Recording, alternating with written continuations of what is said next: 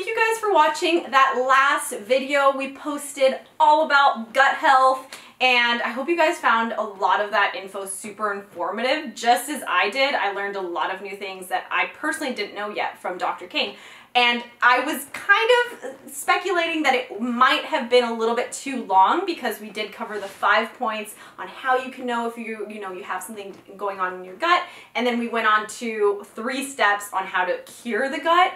So since it was too long, this is the continuation of that video. So if you have not watched the last video, please make sure to go on my channel and look for the other gut health episode 1.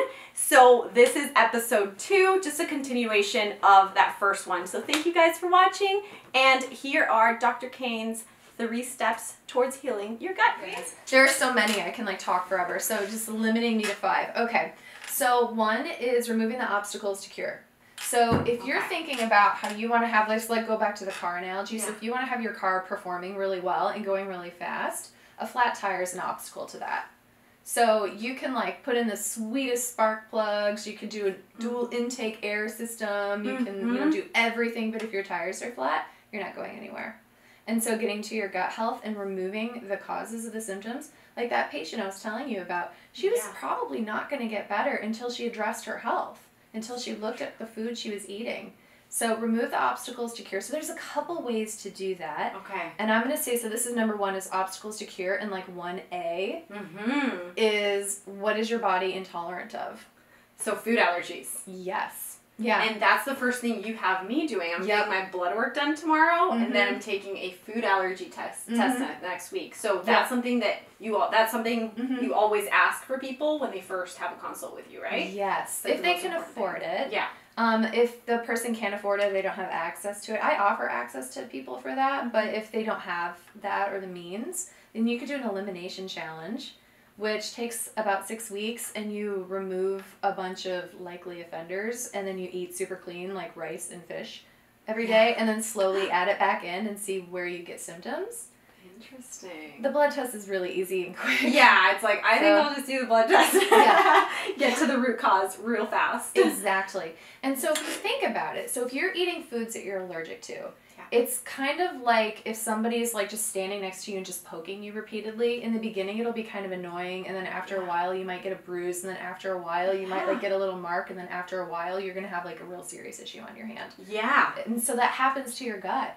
So you eat something that your body doesn't tolerate very well. I mean, we see this in celiac disease. And so you eat something your body doesn't tolerate very well, and in the beginning, it's just more agitating, and we get minor symptoms. But as it builds and builds and builds, you get what's called leaky fenestrations in the colon. So the colon should look like this. It should have sealed walls. And then the proteins inside of the colon shouldn't be escaping out of those walls until the body processes it and carries it out on its own. But when the gut gets really inflamed, you end up with holes. So those are called getting in there. Yep, so things are getting into the bloodstream that shouldn't. So the body mounts an immune response against that because it's like, you're not supposed to be here. Yeah. And then it causes more inflammation. And so it just spirals more and more and more.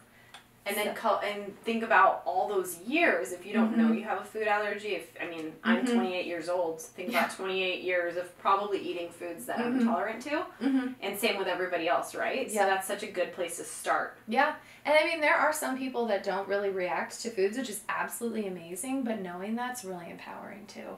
That's true.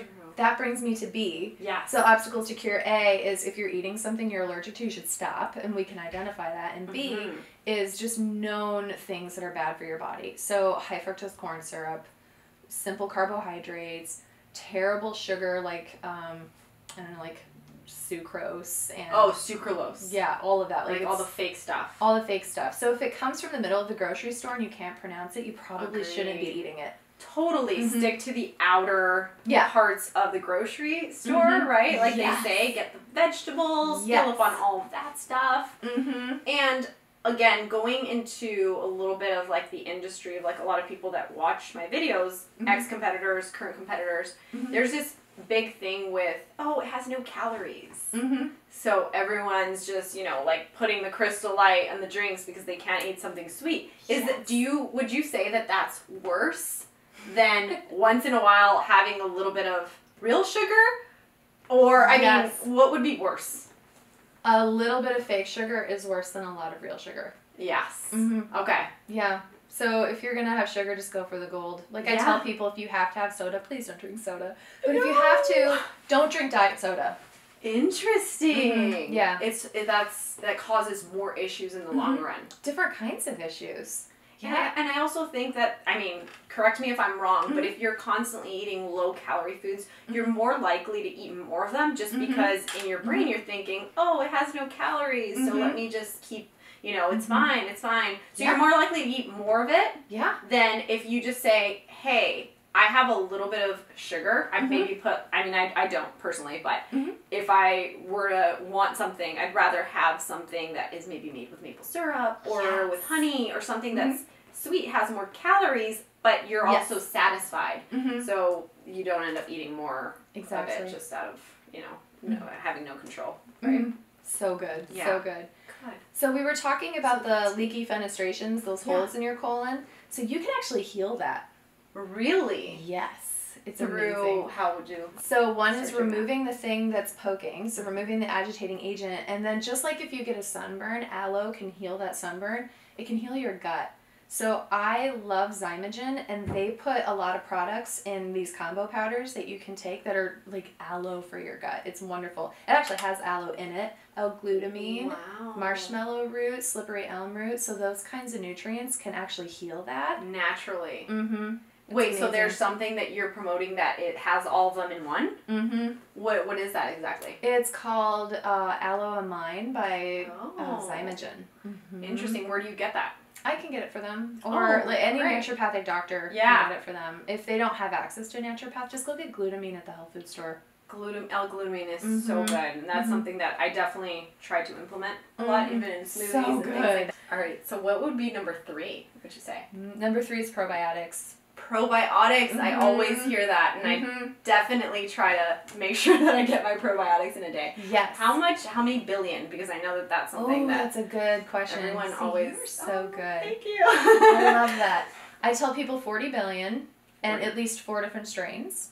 Okay. And so, for example, Culturelle only has 1 strain and it's like 20 billion. And so you want all of the different strains. And the reason I categorized probiotics separately is because they have a different function. The main function of a probiotic is to change the pH. So we went back, if like we go back to the beginning, we were talking about the reduced stomach acid, the changing of the pH, all the bad opportunistic bugs moving in. Yeah. Giving probiotics is giving you a good pH that all those bugs can't live in. Oh, that's so great. It's so healing for the body and the gut. So 100% probiotics, 40 billion, for everyone. 4 strain for everybody. Wonderful. And what are the 4 strains, if you don't mind just briefly putting those, like letting us know so that we can add these in You know what? A good product to look at the label of, because I'm going to say like these, I would say these like big long words and people get cross-eyed. Totally. So look at the label of Garden of Life. Garden of Life. I love that brand. Yeah. What do you think about Flora? I love probiotics. That. Yes, I love Flora. Yes. Okay, good. Those are the ones that I usually get actually from Whole Foods. Yay! That's awesome. So that's good to know. Yeah. And you guys, we have seriously so much more to talk about that we could go on for ages. I think that YouTube caps our videos at 30 minutes. So please let us know below what you would want us to cover next week. We can either do something in relation to mental health, we can do something in relation to kind of elaborating more on gut health. We can talk about anything and everything. So please let us know below in the comments what you would like to see and what's something that you think everybody kind of needs to know that we can kind of entice them for future videos. Like what's something that you would want to talk about? What would be like your main topic of choice? Goodness, you can talk about anything. Anything can get better. Anything can get better. Anything can get better. That. There's always hope. So all these people who are listening and they're like, well, I have Crohn's. And so like you guys are talking about like all these symptoms of the gut and I have that, but I've been told it's incurable. Like there's always hope. There is. Tell everybody that. That's so beautiful. Yeah. Dr. Cain, thank you so much. I love that. I love your positive outlook on life, and in general, you're one of the most humble people I know. When I first met Nicole, I mean, if it wasn't for me asking her, like, hey, what do you do? And blah, blah, blah, she probably would have never mentioned that she's a naturopath because she's just super humble, and I love that about you, and I also love that you're just so knowledgeable in all of this in relation to mental health and gut health and just everything. You could talk about literally a million things. And I love that. I appreciate your knowledge so much. I'm sure that everybody did as well. So please let us know below what you guys would like to see in future videos, because there's going to be a lot more coming. Yay! I'm so excited. Thank you guys. Thank you so much.